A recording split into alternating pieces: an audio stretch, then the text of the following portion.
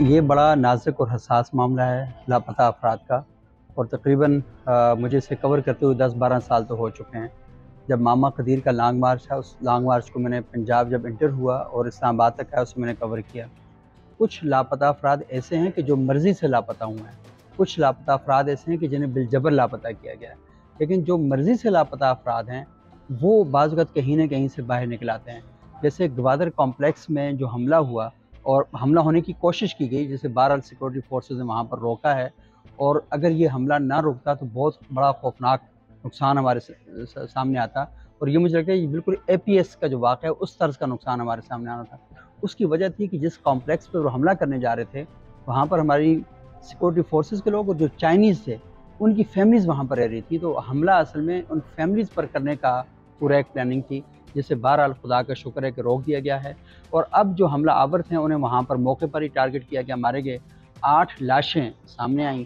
उन लाशों को जब ग्वादर के अस्पताल में रखा गया और कहा गया कि आएँ लाशों की शिनाख्त करें, तो करीम बलोच जो हैं, उनका हमने देखा कि बहन ने एक डेड बॉडी को शिनाख्त किया और उनके साथ उनके चचा ने डेड बॉडी को शिनाख्त किया।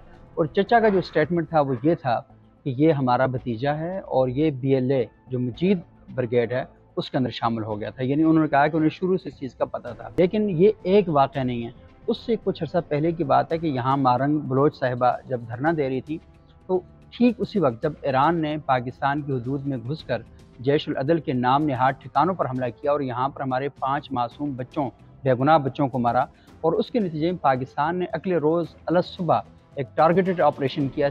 वहाँ पर जब हमला हुआ तो वहाँ पर दहशतगर्द मारे गए, तब वो भी लापता अफराद में हैं।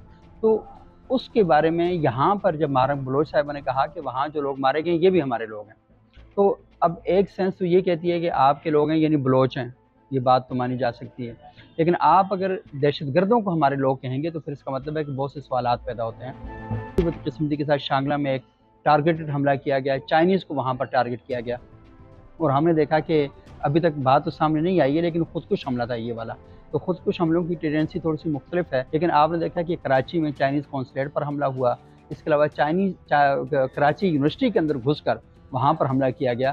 तो अगर हम तालिबान के खुदकुश हमलों की मज़म्मत करते हैं और हम ये कहते हैं कि मासूम और बेगुनाह जानों का ज़िया करना चाहते हैं, तो फिर बलोचों को ये हक़ हासिल है कि वो अपने मकसद के लिए जमहूरी जदोजहद करें और अमन जदोजहद करें, और उस जदोजहद में हम उनके साथ हैं। तो ये जो अब लापता अफराद इस तरीके से बरामद हो रहे हैं कि वो खुदकुश हमलों में और दहशतगर्दी में उनकी इन्वॉल्वमेंट सामने आ रही है, तो ये बहुत बड़ा क्वेश्चन है, बहुत बड़ा सवाल है। और वो लोग जो पंजाब के अंदर, सिंध के अंदर, खैबर पख्तूनख्वा में बलोच के साथ जो काज के साथ हमदर्दी रखते हैं, ये असल में ये हमले उस काज को भी नुकसान पहुँचाने की एक बहुत बड़ी साजिश और बहुत बड़ी कोशिश है।